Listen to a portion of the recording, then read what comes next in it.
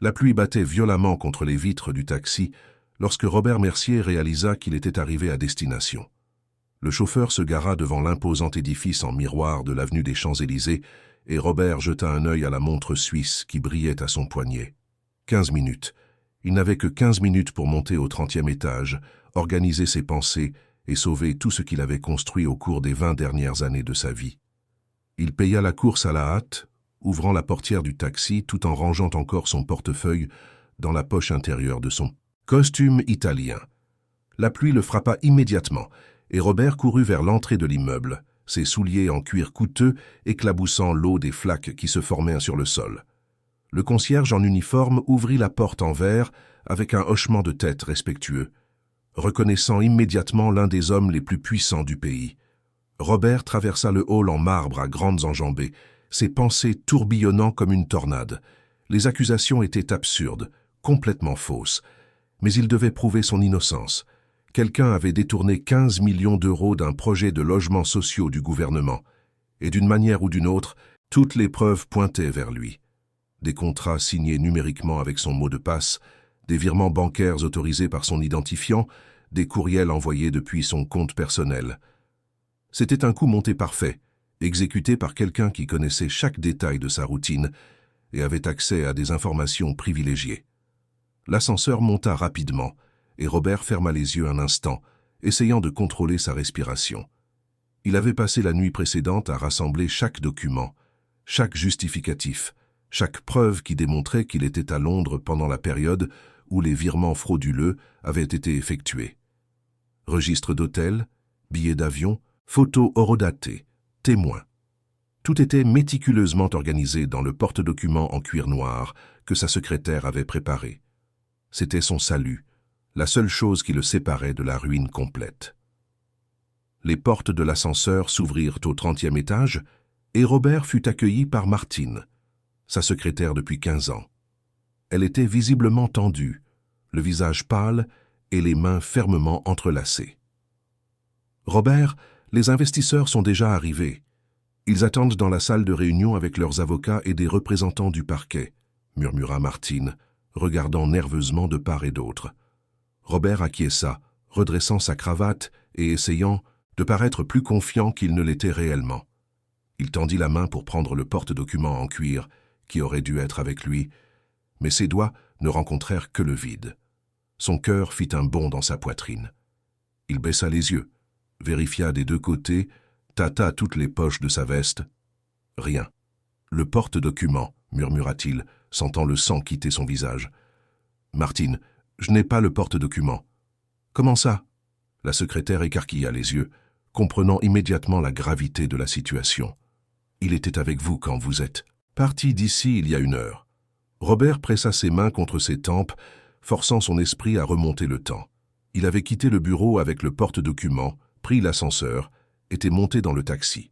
Pendant le trajet, il avait reçu un appel de son avocat, discutant des derniers détails de la défense.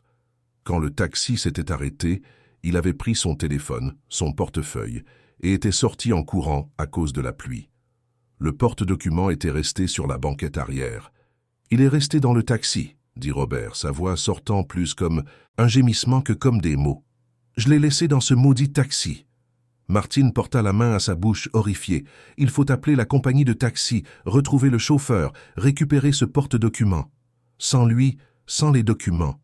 Sans lui, je suis fini, » compléta Robert, sentant ses jambes flageoler. Tout était là, tous les justificatifs, toutes les preuves. C'est ma parole contre un océan de fausses preuves. « J'appelle tout de suite, » dit Martine, saisissant déjà son téléphone. Quel était le numéro du taxi? Robert essaya de se souvenir, mais son esprit était vide. La course avait été commandée via l'application, mais il n'avait pas prêté attention aux détails du véhicule. C'était un taxi parisien ordinaire, comme des milliers d'autres qui circulèrent dans Paris à ce moment-là. « Je ne me souviens pas, » admit-il, sentant le poids de la défaite. « Utilise l'historique de l'application. » Tandis que Martine se précipitait vers son ordinateur, Robert regarda la porte de la salle de réunion au bout du couloir.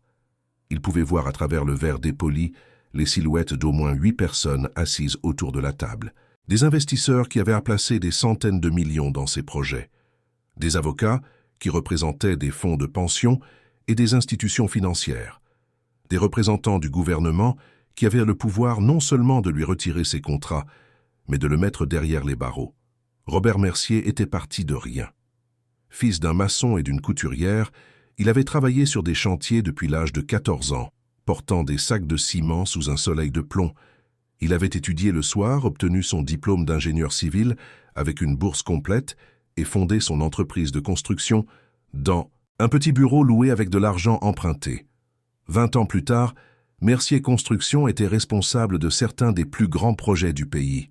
Gratte-ciel, centres commerciaux, ensembles résidentiels, ponts. Il employait directement plus de 5000 personnes et indirectement 20 000 autres. Et tout cela pouvait disparaître dans les 15 prochaines minutes. « Je n'ai pas réussi à joindre le chauffeur », revint Martine, la voix tremblante. Le téléphone enregistré dans l'application ne répond pas, et la compagnie de taxi a dit qu'elle allait essayer de localiser le véhicule, mais que cela pourrait prendre des heures. « Je n'ai pas des heures », dit Robert, regardant à nouveau sa montre. « J'ai 10 minutes. »« Qu'allez-vous faire ?» demanda-t-elle, les yeux brillants de larmes contenues. Robert prit une profonde inspiration, ajusta de nouveau sa cravate et tenta de retrouver son sang-froid. « Je vais entrer là-dedans et gagner du temps. Je vais expliquer la situation, demander un report, n'importe quoi. Pendant ce temps, continue d'essayer de localiser ce porte-document. C'est ma seule chance. » Il commença à marcher vers la salle de réunion, chaque pas semblant plus lourd que le précédent. Son esprit travaillait frénétiquement, répétant des arguments, préparant des explications. Comment allait-il convaincre ces gens qu'il avait perdu précisément les seuls documents qui le sauveraient? Comment cela ne passerait-il pas pour une excuse désespérée d'un homme coupable? Robert s'arrêta devant la porte en verre, la main sur la poignée. À travers le verre dépoli, il pouvait voir tous les visages tournés vers l'entrée, l'attendant, attendant des réponses qu'il n'avait pas, attendant des preuves qui étaient perdues quelque part dans les rues détrempées de Paris, sur la banquette arrière d'un taxi anonyme. Il ferma les yeux une seconde, pensant à tout ce qu'il avait accompli, à toutes les familles qui dépendèrent de lui, à tous les rêves qu'il avait réalisés. Il pensa à son père, qui avait travaillé jusqu'à l'os pour lui donner une meilleure chance dans la vie. Il pensa à sa mère, qui avait cousu des uniformes scolaires tard dans la nuit pour payer ses livres. Robert ouvrit les yeux et poussa la porte. La salle de réunion était vaste et moderne, avec une table en acajou au centre et des chaises en cuir tout autour. Les murs étaient des baies vitrées du sol au plafond, offrant une vue spectaculaire sur Paris avec la pluie qui coulait sur les fenêtres et créait des motifs déformés sur la ville en contrebas. « Bonjour, messieurs, » dit Robert, essayant de garder une voix ferme. « Je vous prie de m'excuser pour le retard. »« Monsieur Mercier, » dit un homme aux cheveux grisonnants et en costume sombre en se levant. « Je suis maître Fabien Noyer, représentant le consortium d'investisseurs. Je crois que tout le monde ici est conscient de la gravité de cette réunion. »« J'en suis pleinement conscient, » répondit Robert, tirant une chaise et s'asseyant en bout de table. « Excellent. Alors nous pouvons commencer, » poursuivit maître Noyer, ouvrant un dossier devant lui. « Monsieur Mercier, vous êtes accusé d'avoir détourné 15 millions d'euros du projet de logements sociaux Saint-Joseph, dans lequel nos clients ont investi des sommes substantielles. Nous avons en notre possession des preuves documentaires qui suggèrent que vous avez utilisé votre position pour créer des sociétés écrans et transférer des fonds sur des comptes personnels. Avez-vous quelque chose à dire avant que nous présentions formellement ces accusations au parquet ?» Robert ouvrit la bouche pour parler, mais à cet instant précis, la porte de la salle de réunion s'ouvrit à nouveau. Tous les visages se tournèrent vers l'entrée, s'attendant à voir Martine avec une mise à jour. Mais ce n'était pas Martine. Sur le seuil, trempé par la pluie, les cheveux sombres collés au visage et les pieds nus, laissant des traces humides sur la moquette coûteuse, se tenait une petite fille. Elle ne devait pas avoir plus de 5 ou 6 ans, vêtue d'un t-shirt usé et déchiré et d'une jupe qui avait été rose, mais qui était maintenant d'une couleur indéfinissable à force de saleté. Ses bras maigres serrèrent quelque chose contre sa poitrine, le protégeant comme si c'était le trésor le plus précieux du monde. C'était le porte-document en cuir noir. Le silence qui s'abattit sur la salle de réunion fut absolu. Un instant, il sembla que le temps s'était complètement arrêté. La petite fille resta sur le seuil, tremblant légèrement, non pas de froid, mais de quelque chose qui semblait être un mélange de peur et de détermination. Ses grands yeux sombres parcoururent chaque visage autour de la table, comme si elle essayait de comprendre où elle était entrée et si elle avait commis une terrible erreur. Robert fut le premier à se lever, se déplaçant lentement pour ne pas effrayer l'enfant. Il reconnut immédiatement le porte-document, ce porte-document qui était devenu son unique salut, son dernier espoir. Mais ce qui le choqua le plus ne fut pas le soulagement de le revoir, mais l'état de la fillette qui le tenait. Elle était clairement une enfant des rues, avec des traces de saleté sur le visage, les pieds nus blessés et calleux, les vêtements déchirés en plusieurs endroits. « Bonjour », dit Robert doucement, s'accroupissant pour se mettre à la hauteur de la fillette. « Comment t'appelles-tu » La fillette le regarda avec une intensité surprenante pour quelqu'un de si jeune. « Julie », répondit-elle, la voix basse mais ferme. « Julie, c'est un joli nom », dit Robert, essayant de sourire pour la calmer. « Tu tiens quelque chose qui m'appartient. Où as-tu trouvé ce porte-document » La fillette serra le porte-document plus fort contre sa poitrine, comme si elle craignait qu'il ne le lui arrache des mains. « Je vous ai vu le laisser tomber en sortant du taxi. Vous étiez pressé, vous parliez au téléphone. Le porte-document est tombé par terre quand vous avez fermé la porte. J'étais juste à côté et je l'ai vu. » Robert sentit un nœud dans sa gorge. Il avait été si négligent, si absorbé par ses propres problèmes, qu'il n'avait même pas remarqué quand le porte-document avait glissé de son bras. « Et tu l'as apporté jusqu'ici pour me le rendre » Julie hocha la tête. « J'ai couru après vous, mais vous êtes entré très vite dans l'immeuble. Alors je suis entré aussi. » Un des avocats à la table se racla la gorge, clairement impatienté par l'interruption. « Monsieur Mercier, peut-être pourrions-nous reprendre notre réunion ? L'enfant peut laisser le porte-document à votre secrétaire et... » « Non, » l'interrompit Robert sans quitter Julie des yeux. « Un instant, s'il vous plaît. » Il fit un pas de plus vers la fillette, qui recula instinctivement. Robert remarqua le mouvement et s'arrêta. « Julie, comment as-tu réussi à monter jusqu'ici ? C'est le 30e étage. Il y a des gardes partout, des contrôles d'accès, des ascenseurs qui nécessitent un badge. » La fillette baissa les yeux vers ses propres pieds nus, comme si la réponse était trop évidente pour être dite à voix haute. Mais alors, elle releva le visage et dit avec une simplicité qui brisa le cœur de tous dans la pièce, « Personne ne voit les enfants pauvres, monsieur. Je suis passé à travers tout, les gens regardent, mais ils ne voient pas. C'est comme si j'étais invisible. » Les mots frappèrent Robert comme un coup de poing à l'estomac. Il regarda derrière lui et vit que les visages autour de la table avaient changé. L'impatience avait laissé place à quelque chose de différent, un malaise, peut-être même de la honte. Cette fillette, avec son honnêteté brutale, avait exposé une vérité que tous préféraient ignorer. Robert tendit lentement les mains vers le porte-document. « Je peux le prendre ?» demanda-t-il gentiment. Julie hésita, ses petits doigts tenant toujours fermement le cuir mouillé. Puis elle dit « Vous allez me promettre quelque chose d'abord ?»« Que veux-tu » demanda Robert, sincèrement curieux. « À manger, » dit Julie, et sa voix trembla pour la première fois. « Un endroit pour dormir, et l'école. Je veux apprendre à lire. » Robert sentit ses yeux piquer. Cette fillette, qui ne devait pas avoir plus de 5 ans, négociait sa propre survie. Elle avait trouvé quelque chose de valeur, quelque chose d'important pour un homme riche, et elle l'utilisait de la seule manière qu'elle connaissait pour tenter de changer sa propre situation désespérée. Et ce qui impressionnait le plus Robert, c'est qu'elle ne demandait pas d'argent. Elle demandait les choses les plus fondamentales que tout enfant devrait avoir de droit. « Je te le promets, » dit Robert, la voix étranglée par l'émotion. « Je te promets tout ça. À manger, un endroit sûr pour dormir et l'école. Tu as ma parole. » Julie étudia son visage un long moment, comme pour évaluer si elle pouvait lui faire confiance. Puis, lentement, elle tendit le porte-document. Robert le prit avec des mains tremblantes, sentant le poids non seulement du cuir mouillé, mais de tout ce que cela représentait. Son entreprise, sa réputation, sa liberté. « Merci, » murmura-t-il à Julie, « tu viens de me sauver la vie. » La fillette ne répondit pas, mais fit un pas à l'intérieur de la pièce, regardant autour d'elle avec curiosité. Martine apparut à la porte, essoufflée, ayant manifestement couru dans les escaliers. « Monsieur Mercier, je... » Elle s'arrêta en voyant Julie. « Qui est-ce ? Une héroïne » répondit simplement Robert. Il se tourna vers la table de réunion. « Messieurs, j'aurai besoin de 5 minutes. » Monsieur Mercier, commença Maître Noyer. Mais Robert était déjà en train d'ouvrir le porte-documents, sortant les documents soigneusement organisés. Il y avait des dossiers suspendus, chacun marqué d'étiquettes colorées.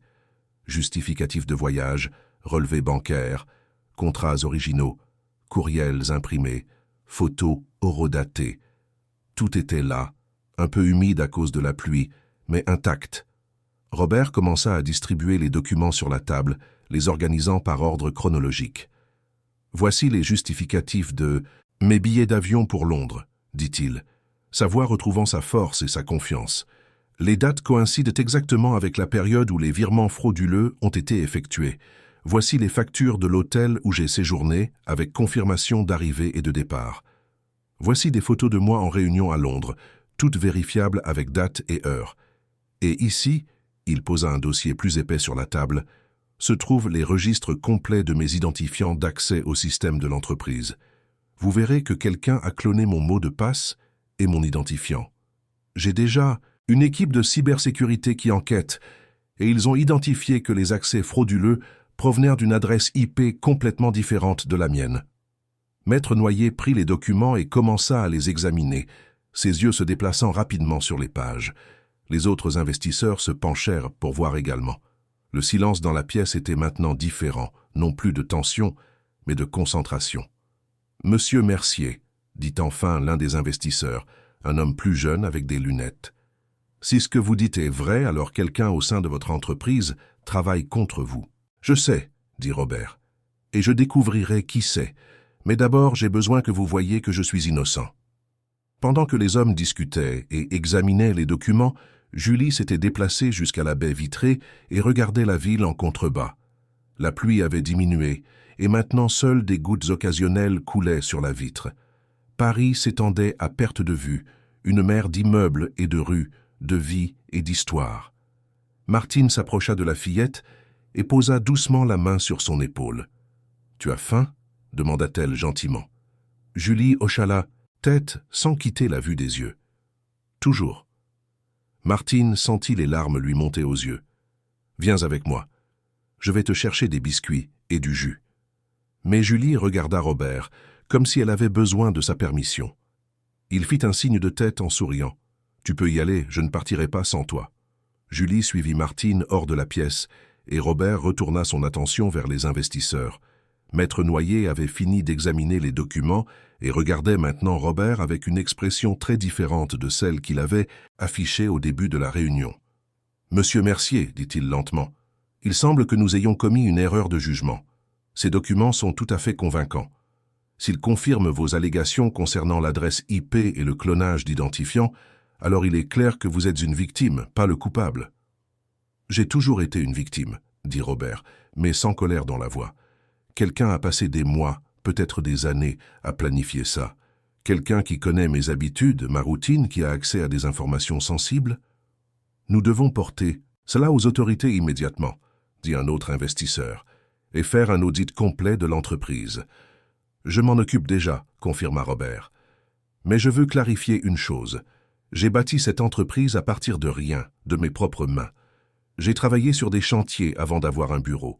J'ai porté des briques avant de dessiner des projets, et je ne permettrai à personne de détruire tout ce que j'ai construit avec des mensonges et de la trahison. » Les hommes autour de la table échangèrent des regards, et Robert put voir le changement dans leurs expressions.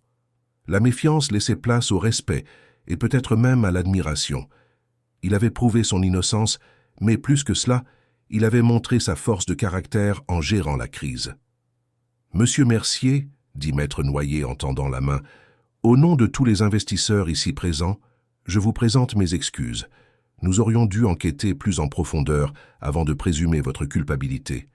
Votre réputation a toujours été impeccable, et nous avons laissé des preuves circonstancielles obscurcir notre jugement. » Robert lui serra fermement la main. « Merci, et je veux assurer à tous que je vais aller au fond de cette affaire. Quiconque a fait ça répondra de ses actes. » La réunion se poursuivit pendant une autre demi-heure, les investisseurs et les avocats discutant des prochaines étapes, des enquêtes nécessaires, des mesures de sécurité à mettre en place. Mais l'esprit de Robert était en partie ailleurs. Il pensait à Julie, à la fillette aux pieds nus qui avait traversé la ville détrempée pour rendre quelque chose qu'elle avait trouvé. Elle aurait pu vendre le porte-document, elle aurait pu simplement l'ignorer, elle aurait pu faire n'importe quoi d'autre. Mais elle avait choisi de faire ce qui était juste. Et en faisant cela, elle avait sauvé non seulement Robert, mais des milliers de personnes dont les emplois dépendaient de la continuité de l'entreprise. Quand la réunion se termina enfin et que les investisseurs commencèrent à partir, Robert se rendit dans le bureau extérieur où Martine avait emmené Julie. La fillette était assise sur une chaise trop grande pour elle, mangeant des biscuits au chocolat et buvant du jus d'orange. Il y avait des miettes autour de sa bouche et elle mangeait avec une intensité qui révélait combien de temps s'était écoulé depuis son dernier vrai repas. Robert tira une chaise et s'assit à côté d'elle, attendant qu'elle finisse de manger. Quand Julie posa enfin son verre vide, elle le regarda avec de grands yeux. « Julie, » dit Robert doucement, « tu m'as dit que tu n'as nulle part où vivre. Peux-tu me dire ce qui est arrivé à tes parents ?» La fillette s'essuya la bouche avec le dos de la main et resta silencieuse un moment, comme si elle décidait quelle part de vérité elle pouvait partager. Puis elle dit, d'une voix qui semblait trop vieille pour son âge, « Ma mère a disparu, ça fait longtemps. Elle partait travailler et un jour elle n'est pas revenue. » Robert sentit sa poitrine se serrer. « Tu n'as pas d'autres parents? Des grands-parents? Des oncles? Quelqu'un ?» Julie secoua la tête. « Maman était seule. Je n'ai jamais connu mon père. Grand-mère est partie avant ma naissance, disait maman. Après sa disparition, je suis resté un moment avec une voisine, mais elle ne pouvait pas me garder. Elle disait qu'elle avait déjà trop d'enfants. Alors je suis parti à la rue. Et depuis combien de temps? Es-tu dans la rue? Demanda Robert, bien qu'il craignît la réponse. Je ne sais pas trop, longtemps, plus d'1 an, je crois. Robert ferma les yeux un instant, essayant de digérer cela. Un enfant de 5 ou 6 ans avait survécu seul dans les rues de Paris pendant plus d'1 an, dormant où elle pouvait, mangeant ce qu'elle trouvait, affrontant des dangers qu'il ne voulait même pas imaginer. Et malgré tout, elle avait gardé son humanité, sa bonté, sa volonté de faire ce qui était juste. « Julie, » dit Robert en ouvrant les yeux et en la regardant droit dans les yeux, « tu te souviens de la promesse que je t'ai faite ?» La fillette hocha la tête, ses yeux brillants d'un espoir prudent. « Je vais tenir cette promesse, et je vais faire plus que ça. Tu ne vivras plus dans la rue. À partir d'aujourd'hui, tu auras une maison à manger tous les jours, des vêtements propres et l'école. Je vais m'occuper de toi. » Robert fit une pause, choisissant soigneusement ses prochains mots. « Si tu le veux, je peux commencer les démarches pour devenir ton père, pas ton père. Biologique, mais ton vrai père. Quelqu'un qui sera toujours là pour toi. » Julie le regarda avec une telle intensité que Robert se sentit transparent, comme si elle pouvait voir directement dans son âme. « Pourquoi ?» demanda-t-elle. « Pourquoi feriez-vous ça pour moi, juste parce que j'ai rendu le porte-document ?» Robert réfléchit attentivement avant de répondre. « Ce n'est pas seulement à cause du porte-document, même si tu as sauvé mon entreprise et ma vie aujourd'hui. C'est parce que tu m'as montré quelque chose que j'avais oublié. Tu m'as montré qu'il y a des personnes invisibles dans cette ville, des gens que personne ne voit ou dont personne ne se soucie. Et tu l'as fait sans colère, sans me reprocher de ne pas t'avoir vu avant. Tu as simplement fait ce qu'il fallait faire, même quand personne ne regardait. C'est le genre de personne que je veux avoir dans ma vie. Et en plus, il sourit, j'ai toujours voulu avoir une fille. » La fillette resta silencieuse un long moment, puis murmura « D'accord. » Robert sentit une émotion si intense qu'il dut cligner des yeux plusieurs fois pour retenir ses larmes. « Alors commençons tout de suite. Première chose, as-tu vraiment faim? Pas des biscuits, mais un vrai repas ?» Les yeux de Julie s'illuminèrent. « Je peux avoir des pâtes? Tu peux avoir toutes les pâtes que tu veux. » Robert prit son téléphone et appela son chauffeur personnel.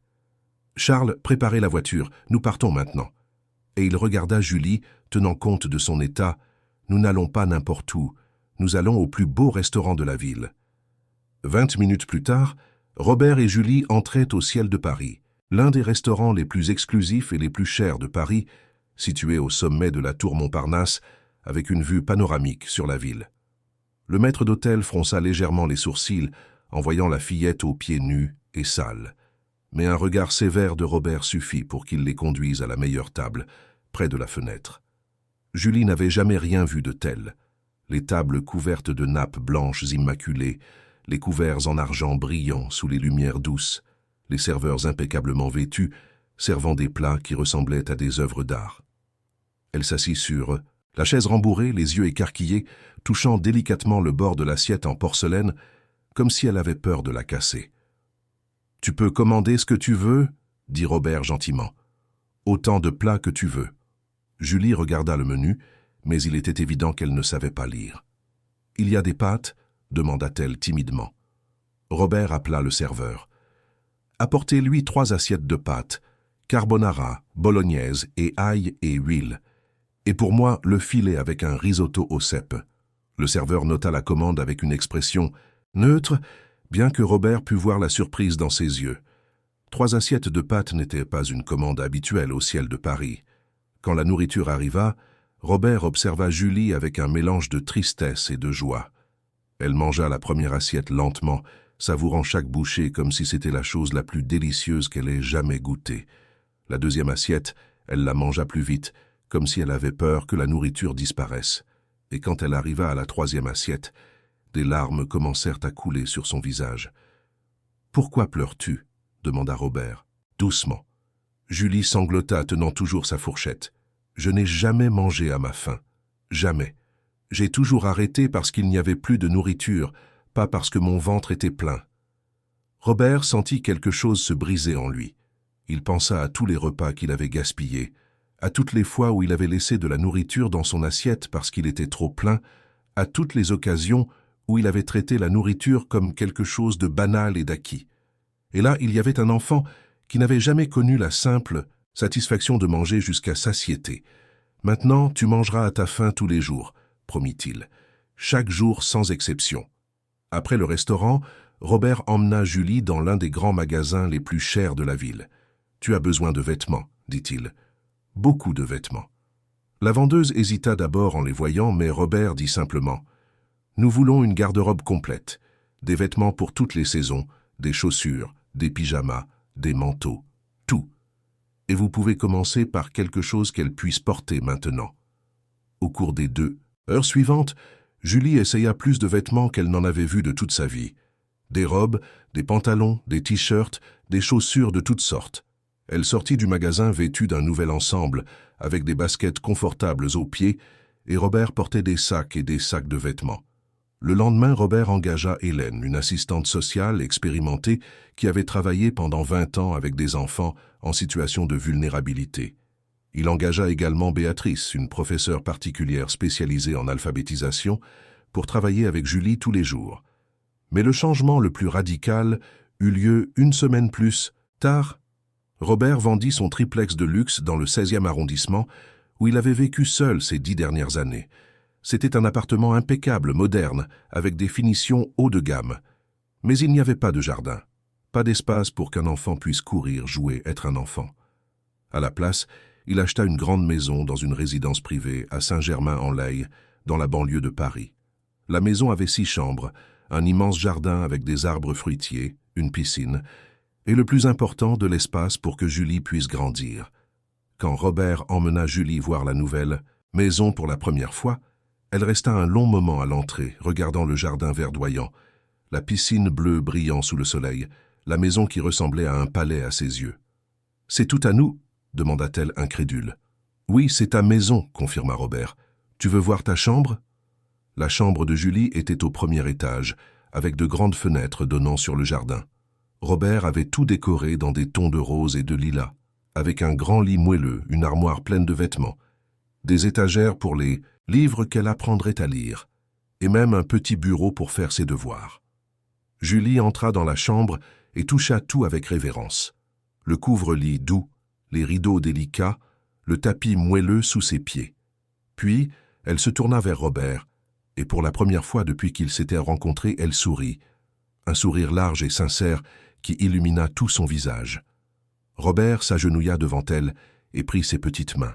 « Julie, je veux que tu comprennes quelque chose. Tu m'as sauvée, pas seulement l'entreprise, pas seulement ma réputation.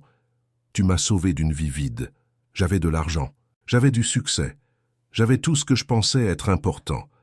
Mais je n'avais pas de but, je n'avais personne dont m'occuper, personne à aimer. Maintenant, j'ai quelqu'un, et je ferai tout pour être le meilleur père possible. » Julie le serra fort dans ses bras, enfouissant son visage dans son épaule, et Robert la serra en retour, sentant que finalement, après toutes ces années de travail et de réussite, il avait trouvé quelque chose qui comptait vraiment. Dans les mois qui suivirent, Robert entama officiellement la procédure d'adoption. Il y eut de la paperasse, des entretiens avec des assistants sociaux, des évaluations psychologiques. Mais Robert traversa tout cela avec détermination, prouvant à chaque étape qu'il était engagé à donner à Julie la vie qu'elle méritait. Julie commença à avoir des cours particuliers tous les jours avec Béatrice, et ses progrès furent surprenants. Bien qu'elle n'ait jamais fréquenté l'école, elle absorbait les connaissances comme une éponge, apprenant les lettres, les chiffres, les mots. En 3 mois, elle pouvait déjà lire de petites phrases. En 6 mois, elle lisait des livres pour enfants complets, mais tout n'était pas rose. Julie faisait des cauchemars fréquents, se réveillant au milieu de la nuit en pleurant. Elle avait peur que tout disparaisse, de se réveiller un jour et de découvrir qu'elle était de retour dans la rue, que tout n'avait été qu'un rêve. Robert restait avec elle ces nuits-là, lui tenant la main et lui promettant que c'était réel, qu'elle était en sécurité, qu'il ne l'abandonnerait jamais. Et lentement, au fil des mois, Julie commença à y croire. Elle commença à se détendre, à sourire davantage, à jouer dans le jardin, à nager dans la piscine. Elle commença à être une enfant. Quelque chose qui lui avait été volé pendant si longtemps lui était enfin rendu. C'était exactement 6 mois après ce jour pluvieux dans la salle de réunion, lorsque le téléphone de Robert sonna. C'était un numéro inconnu, mais quelque chose le poussa à répondre. La voix à l'autre bout du fil était douce, presque amicale. Mais Robert reconnut immédiatement le ton dangereux derrière les mots polis. C'était Maurice Tavernier, propriétaire de Tavernier Entreprises, le plus grand concurrent de Mercier Construction, et un homme connu pour son manque de scrupules en affaires. « Robert, mon vieil ami, » dit Maurice, et Robert pouvait imaginer le faux sourire sur son visage. « Ça fait longtemps qu'on ne s'est pas parlé. Comment vont les choses par chez toi ?»« Maurice, » répondit Robert prudemment, sentant immédiatement que quelque chose n'allait pas. « Que veux-tu » ? Droit au but, comme toujours. C'est une des choses que j'admire chez toi. Écoute, je pensais que nous devrions nous voir, en personne. J'ai quelque chose à te dire, quelque chose qui, je crois, est dans ton intérêt. Si c'est pour les affaires, tu peux parler à mon avocat, dit Robert, déjà prêt à raccrocher. Ce n'est pas exactement pour les affaires. Maurice fit une pause délibérée. C'est à propos de Julie. Robert sentit le sang se glacer dans ses veines. Comment connais-tu ce nom? Ah, Robert, tu pensais vraiment que tu pouvais adopter une enfant des rues sans que personne ne soit curieux? Surtout une enfant qui est apparue mystérieusement dans ta salle de réunion le jour où tu étais sur le point de tout perdre? Retrouvons-nous demain, midi, à mon bureau. Seul. Et Robert, ne sois pas en retard. Tu ne voudras pas manquer ce que j'ai à te montrer. L'appel se termina avant que Robert ne puisse répondre. Il resta à regarder son téléphone, le cœur battant à tout rompre. Comment Maurice connaissait-il Julie? Et que voulait-il? Robert passa la nuit sans dormir, son esprit tournant avec des possibilités. Il envisagea de ne pas y aller, mais la mention de Julie l'effrayait. Maurice n'était pas le genre d'homme à faire des menaces en l'air. S'il avait découvert quelque chose, il pourrait l'utiliser de manière que Robert n'osait même pas imaginer. Le lendemain, Robert arriva au bureau de Maurice à midi pile. L'immeuble de Tavernier Entreprises était aussi imposant que le sien, peut-être même plus ostentatoire, avec des finitions en marbre noir et doré qui criaient la richesse au lieu de simplement la suggérer. Maurice l'attendait dans son bureau, assis derrière une immense table en bois sombre. C'était un homme d'une 50aine d'années, les cheveux grisonnants parfaitement coiffés, un costume sur mesure et un sourire qui n'atteignait jamais ses yeux froids. « Robert, bienvenue, » dit Maurice, désignant une chaise. « Assieds-toi, je t'en prie. Puis-je t'offrir quelque chose? Café, whisky ?»« Va droit au but, » dit Robert, restant debout. « Que veux-tu » Maurice soupira théâtralement et ouvrit un dossier sur sa table. Toujours aussi impatient. « Très bien. Parlons de Julie-Marie Dubois. Joli nom, tu ne trouves pas? Bien que j'imagine que tu ne connaissais pas son nom complet avant de commencer la procédure d'adoption. » Robert ne dit rien, attendant. « Tu sais, j'ai une équipe d'enquêteurs très compétente, » poursuivit Maurice en feuilletant des papiers. Et quand j'ai entendu l'histoire de la petite fille des rues qui a sauvé le puissant Robert Mercier, j'ai été curieux. Alors j'ai fait enquêter. Et sais-tu ce que j'ai découvert? Il leva les yeux, observant la réaction de Robert. La mère de Julie s'appelait Fernande Dubois, et elle travaillait pour toi. Robert eut l'impression d'avoir reçu un coup de poing. Quoi? Maurice sourit, satisfait de la réaction. Ah, tu ne savais pas? Comme c'est pratique. Fernande Dubois a travaillé chez Mercier Construction il y a 6 ans. Elle était assistante administrative au département des projets. Et elle a été licenciée pour faute grave. Sais-tu pourquoi? Pour avoir divulgué des informations confidentielles sur des appels d'offres à la concurrence. Plus précisément, elle m'a divulgué des informations à moi.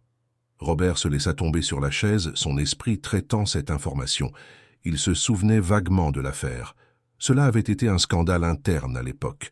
Une employée qui avait été surprise en train de vendre des secrets commerciaux. Mais il n'avait jamais connu la femme personnellement, n'avait jamais vu son visage. C'était juste un nom de plus dans un rapport des ressources humaines. Après avoir été licenciée, continua Maurice, Fernande a disparu, purement et simplement, laissant sa fille derrière elle. Et devine où cette fille a atterri, dans ta salle de réunion juste à temps pour te sauver. Il se pencha en avant. Tu ne trouves pas que c'est une coïncidence fascinante? Qu'insinues-tu? Demanda Robert, bien qu'il sût exactement où cela mènerait. Je n'insinue rien, je le dis clairement. La presse va adorer cette histoire. Le milliardaire adopte la fille de l'employée traîtresse, coup monté ou rédemption. L'enfant travaillait-elle pour quelqu'un? Il empila les documents proprement. Imagine les gros titres, Robert.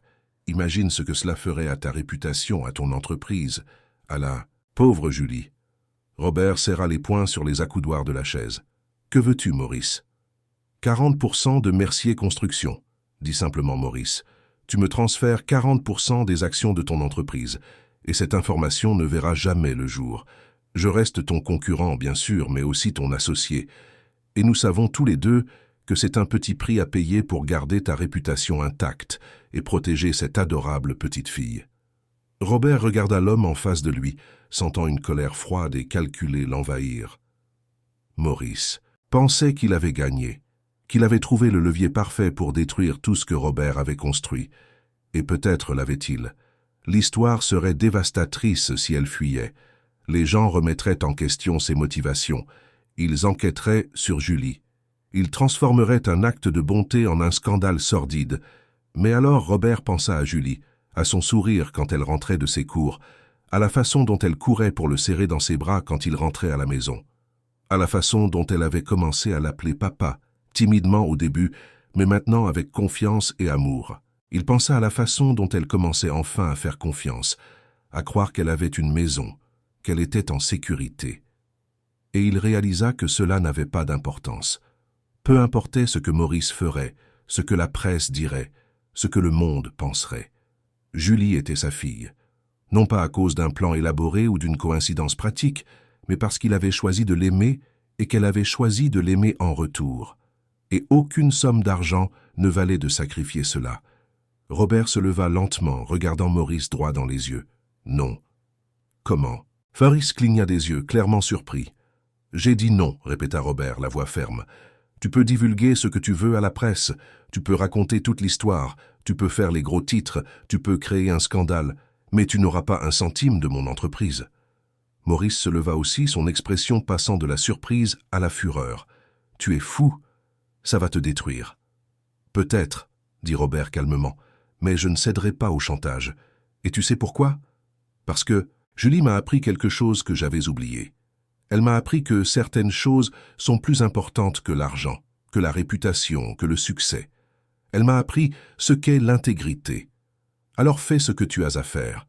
Je rentre à la maison dire à ma fille que je l'aime et aucune de tes menaces ne changera ça. Robert se tourna et commença à marcher vers la porte. Maurice cria derrière lui. Tu le regretteras, Mercier. Quand ton entreprise fera faillite et que ta réputation sera détruite, tu le regretteras. Robert s'arrêta à la porte et se retourna une dernière fois. Si aimer ma fille me fait tout perdre, alors soit. Au moins, je dormirai en paix toutes les nuits. Il quitta le bureau et prit l'ascenseur, le cœur battant la chamade. Il avait pris une décision qui pourrait tout lui coûter. Mais pour la première fois depuis longtemps, Robert sentait qu'il avait fait la chose absolument juste. Quand il arriva à la maison, Julie était dans le jardin en train de jouer avec Hélène, l'assistante sociale qui travaillait maintenant à temps partiel pour aider à la transition. Elle vit Robert et courut vers lui, sautant dans ses bras. « Papa !» cria-t-elle en souriant. « Regarde ce que j'ai appris aujourd'hui. J'ai réussi à lire un livre entier, toute seule. » Robert la serra fort dans ses bras, respirant l'odeur de shampoing pour enfant dans ses cheveux. « Je suis si fier, Julie. Tu es incroyable. » Cette nuit-là, après que Julie se fut endormie, Robert s'assit dans son bureau à la maison et appela son avocat. « Préparez une déclaration, dit-il. Demain matin, avant que toute histoire ne fuit, je vais divulguer la vérité. Toute la vérité. Sur Fernande, sur la façon dont Julie m'a sauvé, sur tout. Nous allons contrôler le récit avant que quiconque ne puisse le déformer. » Son avocat tenta d'argumenter, suggérant d'autres stratégies, mais Robert fut inflexible. « Je ne cacherai rien. S'ils doivent me juger, qu'ils me jugent sur la vérité, pas sur des mensonges et des insinuations. » Le lendemain matin, avant que Maurice ne puisse agir, Robert convoqua une conférence de presse. Il raconta l'histoire complète, comment il avait perdu le porte-document, comment Julie l'avait trouvé et rendu, comment il n'avait découvert que récemment le passé de Fernande. Il parla de la promesse qu'il avait faite, de la procédure d'adoption, de la façon dont Julie avait changé sa vie. « Je ne vais pas prétendre qu'il n'y a pas de questions compliquées ici, dit Robert aux caméras, mais je vais être absolument clair sur une chose. Julie est ma fille.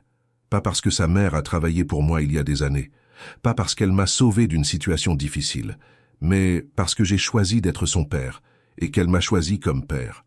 Et aucune quantité de scandale ou de spéculation ne changera ça. » L'histoire explosa. Les gros titres étaient sensationnalistes, exactement comme Maurice l'avait prédit. Pendant les premières heures après la conférence, Robert observa les réseaux sociaux le cœur serré. Les commentaires étaient partagés. Certains l'accusaient d'avoir profité d'un enfant vulnérable. D'autres se demandaient si Julie n'avait pas été placée là dans le cadre d'un complot. Il y avait des théories du complot, des mèmes, des débats animés dans les émissions de télévision. Robert s'assit sur le canapé ce soir-là, la tablette à la main, lisant commentaire après commentaire. Certains le blessaient profondément. Il n'aurait jamais pensé qu'aimer un enfant pouvait être transformé en quelque chose de si déformé et laid. Julie dormait, inconsciente de la tempête qui se formait autour d'elle, et Robert en fut reconnaissant. Mais alors, quelque chose commença à changer. Lentement au début, comme un petit courant se transformant en rivière. Une journaliste connue pour son intégrité publia un article détaillé enquêtant sur l'histoire. Elle interrogea le concierge de l'immeuble, qui confirma avoir vu Julie ce jour-là, trempée et déterminée. Elle parla au chauffeur de taxi qui avait trouvé le porte-document sur la banquette arrière et s'était inquiété, pensant qu'il ne serait jamais rendu. Elle interrogea Martine, la secrétaire, qui décrivit avec émotion le moment où Julie était entrée dans la salle de réunion. La journaliste s'entretint également avec Hélène, l'assistante sociale, qui parla de la transformation de Julie au cours des 6 derniers mois. Comment elle était arrivée traumatisée et renfermée, et comment elle s'épanouissait maintenant. Comment Robert participait activement à chaque aspect de son éducation, des consultations médicales aux réunions à l'école. Comment il avait changé toute sa vie pour s'adapter aux besoins d'un enfant. L'article se terminait par une question simple. Si c'est un coup monté, qui est dupé? Un homme qui a perdu son intimité, sa routine, et a investi son temps et ses ressources pour élever un enfant? Ou assistons-nous simplement à quelque chose qui devrait être plus courant, un être humain en aidant un autre dans le besoin? L'article devint viral, et avec lui le courant de l'opinion publique commença à tourner. Les gens commencèrent à partager leurs propres histoires d'adoption, sur la façon dont les familles sont construites non seulement par les liens du sang, mais par le choix et l'amour. D'autres milliardaires et entrepreneurs commencèrent à s'exprimer, non pas pour critiquer Robert, mais pour le louer d'avoir choisi l'humanité plutôt que la réputation. Charles André, l'un des entrepreneurs les plus respectés du pays, appela personnellement Robert. « Merci et je veux vous féliciter. Ce que vous avez fait, vous exposer ainsi, refuser de céder au chantage, c'est le genre de courage dont ce pays a besoin. Je vous appelle pour vous offrir un partenariat. J'ai un projet de responsabilité sociale qui a besoin de quelqu'un avec votre vision et votre intégrité. » D'autres appelèrent aussi. Des invitations à des conférences, des propositions de partenariat, des offres d'investissement. Mais ce qui toucha le plus Robert, ce furent les messages de gens ordinaires, des mères célibataires qui luttaient pour élever leurs enfants seuls, des parents adoptifs partageant leur parcours, des jeunes qui avaient grandi dans le système d'aide sociale et qui étaient maintenant des adultes accomplis, remerciant Robert de donner de la visibilité à la cause. Une semaine après la conférence, Robert reçut un appel d'une émission de télévision populaire. Il voulait faire une interview avec lui et Julie, si elle était à l'aise. Robert en parla longuement avec Julie, lui expliquant que les gens voulaient connaître son histoire, mais qu'elle n'avait pas à faire quoi que ce soit qu'elle ne voulait pas. À sa surprise, Julie dit qu'elle voulait participer. « Je veux que d'autres enfants sachent qu'il y a de l'espoir », dit-elle avec cette sagesse qui effrayait parfois Robert. « Je veux qu'ils sachent que quelqu'un peut les voir. » L'interview fut diffusée en prime time et Robert regarda nerveusement Julie, vêtue d'une simple robe bleue, s'asseoir à côté de lui dans le studio. L'intervieweuse était connue pour son empathie et posa des questions prudentes et respectueuses. « Julie, peux-tu nous raconter comment c'était de vivre dans la rue ?» demanda gentiment l'intervieweuse. « C'était très difficile, » répondit Julie, sa petite voix claire. « J'avais faim tous les jours, j'avais froid la nuit, et j'avais peur. Mais le pire, ce n'était pas ça. » Elle regarda droit dans la caméra. « Le pire, c'est que personne ne me voyait. Les gens passaient à côté de moi comme si j'étais invisible, comme si je n'existais pas. Et quand tu as trouvé le porte-document de ton père, pourquoi as-tu décidé de le lui rendre ?» continua l'intervieweuse. Julie réfléchit un instant. « Parce que ma mère m'a appris qu'il faut faire ce qui est juste, même quand c'est difficile. Et parce que je pensais que si ce porte-document était important, la personne qui l'avait perdu devait être inquiète. Je sais ce que c'est de perdre des choses importantes. » Robert sentit les larmes lui monter aux yeux en regardant sa fille parler. Il y avait en elle une maturité qui venait du fait d'avoir affronté des difficultés qu'aucun enfant ne devrait affronter. Mais il y avait aussi de l'espoir, une lumière qui refusait de s'éteindre malgré tout. « Et maintenant, comment est ta vie ?» demanda l'intervieweuse en souriant.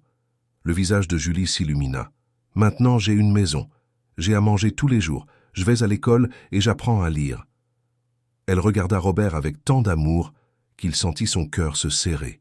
« Et j'ai un père qui m'aime, le meilleur père du monde. » L'interview se termina avec la caméra se concentrant sur Robert et Julie enlacés et des millions de téléspectateurs regardant avec des larmes aux yeux. La réaction fut écrasante. Les réseaux sociaux explosèrent de messages de soutien. Des entreprises proposèrent de parrainer des projets sociaux. Des politiciens commencèrent à discuter de réformes du système d'aide sociale. Mais ce fut un appel spécifique qui fit vraiment comprendre à Robert l'impact de ce qui s'était passé. C'était d'un homme qui s'identifia comme Paul, propriétaire d'une petite entreprise de logistique. « Monsieur Mercier, » dit Paul, la voix étranglée par l'émotion, « je voulais juste vous remercier. Ma femme et moi pensions à adopter depuis des années, mais nous avions peur du jugement, des difficultés. Vous voir affronter tout cela avec tant de courage nous a donné la force dont nous avions besoin. Hier, nous avons déposé notre dossier d'adoption, à cause de vous et de Julie. » Robert raccrocha le téléphone, les larmes aux yeux. Il réalisa à ce moment-là que ce qui avait commencé comme une promesse à une petite fille se transformait en quelque chose de beaucoup plus grand. C'était un mouvement, un changement dans la conscience collective sur ce que signifiait la famille, sur ce que signifiait voir et prendre soin des plus vulnérables. Inspiré par tout cela, Robert décida de créer quelque chose de permanent. Il appela ses avocats et ses comptables et annonça « Nous allons créer une fondation, nous l'appellerons la Fondation Julie Maria, et nous allons commencer en grand. » La fondation commença par l'achat d'un immeuble dans la banlieue est de Paris, qui fut rénové et transformé en premier refuge. Il pouvait accueillir 20 enfants des rues, offrant non seulement de la nourriture et un abri, mais aussi une éducation, un suivi psychologique et des activités récréatives. Robert ne voulait pas seulement créer un endroit pour dormir, il voulait créer un foyer. Julie participa à chaque étape de la planification. Elle donna des idées sur la façon dont les chambres devaient être, suggéra des activités et choisit même les couleurs, des murs. « C'est important que ce soit joyeux, dit-elle. Quand on vit dans la rue, tout est gris. Ici, il faut des couleurs. » L'inauguration du premier refuge fut un grand événement, avec une couverture médiatique et la présence d'autorités. Mais le moment le plus émouvant fut lorsque les 10 premiers enfants entrèrent. Julie était là, serrant la main de Robert, tandis qu'elle observait des garçons et des filles de différents âges, tous les yeux écarquillés d'espoir et de peur, franchir la porte. Une petite fille, pas plus de 4 ans, s'approcha timidement de Julie. « Tu vivais dans la rue aussi ?» demanda-t-elle d'une voix douce. Julie s'agenouilla pour se mettre à la hauteur de la fillette. « Oui, mais plus maintenant. Et toi non plus. Ici, on prendra soin de toi. Ici, tu es vue. » La fillette la serra dans ses bras, et Julie la serra en retour, et Robert dut tourner la tête pour cacher ses larmes. Dans les mois qui suivirent, la Fondation Julie Maria grandit de façon exponentielle. Les dons affluaient de tout le pays. D'autres entreprises se joignirent au projet, offrant des ressources, de l'expertise, des bénévoles. Il y avait 15 refuges opérant dans différentes villes de France, accueillant plus de 300 enfants. Mais Robert ne s'arrêta pas là. Il commença à transformer également Mercier Construction. Il créa un programme où un pourcentage de chaque projet était consacré à la construction de logements sociaux, qui seraient donnés à des familles en situation de vulnérabilité. Julie, maintenant âgée de 7 ans, suggéra que chaque maison ait un petit jardin. « Les gens ont besoin d'espace pour planter des choses, dit-elle. Ça aide à avoir de l'espoir, de voir quelque chose grandir. » Le programme fut un succès non seulement humanitaire, mais aussi commercial. Mercier Construction remporta des prix de responsabilité sociale, attira des investisseurs qui valorisaient les entreprises ayant un but, et vit ses bénéfices augmenter même en consacrant des ressources à des causes sociales.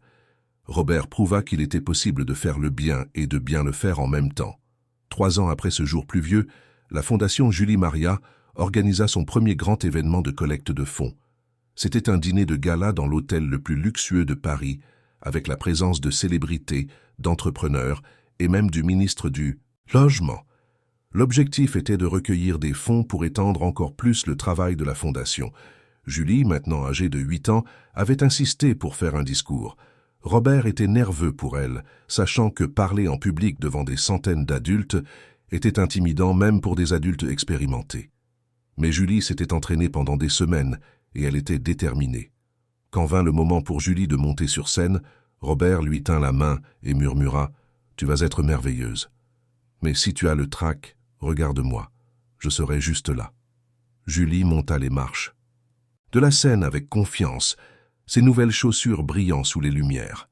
Elle portait une robe élégante mais appropriée pour son âge et ses cheveux étaient attachés en un chignon simple. Quand elle arriva au micro, elle dut monter sur un petit tabouret qu'on avait préparé pour elle, mais cela ne fit que la rendre encore plus déterminée et courageuse. « Bonsoir », commença-t-elle, sa voix d'enfant résonnant dans la salle. « Je m'appelle Julie Maria Mercier, et je veux vous parler du fait d'être invisible. » La salle devint complètement silencieuse.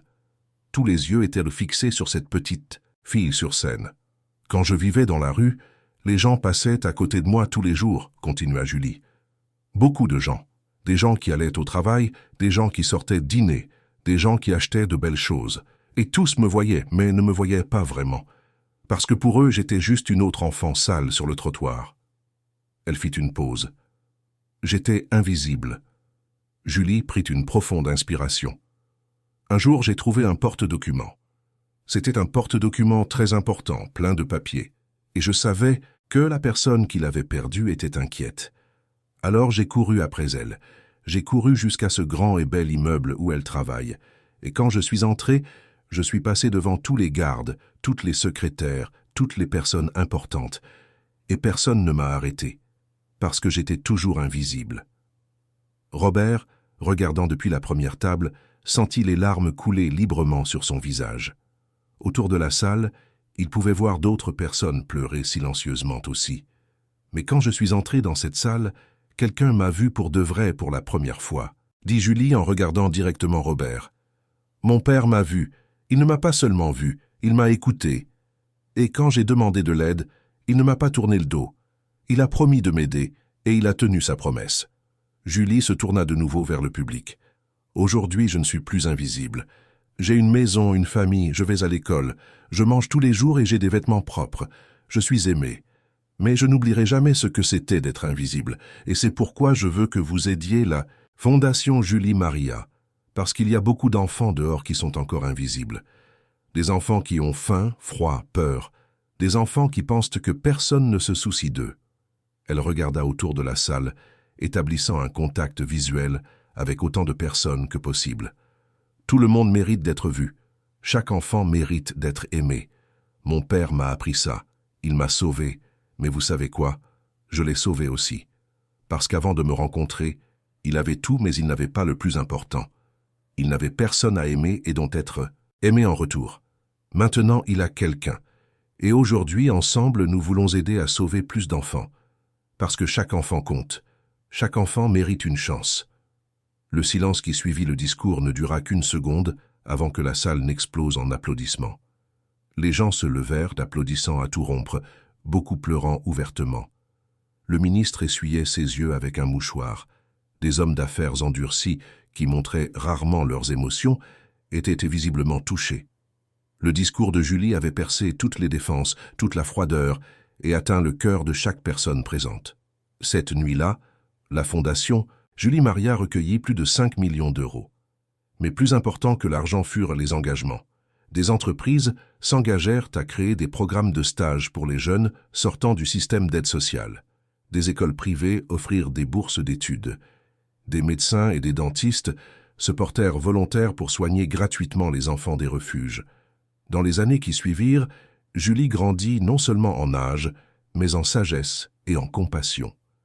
Elle devint l'ambassadrice non officielle de la Fondation, participant à des événements, visitant les refuges, parlant aux enfants qui arrivaient effrayés et méfiants. Elle comprenait ce qu'ils ressentaient d'une manière que personne d'autre ne pouvait comprendre, parce qu'elle l'avait vécu. Quand Julie eut 10 ans, Robert organisa une grande fête à la maison. Il y avait des décorations colorées, une table pleine de sucreries et de amuse-gueules, et tous les enfants des 3 refuges les plus proches furent invités.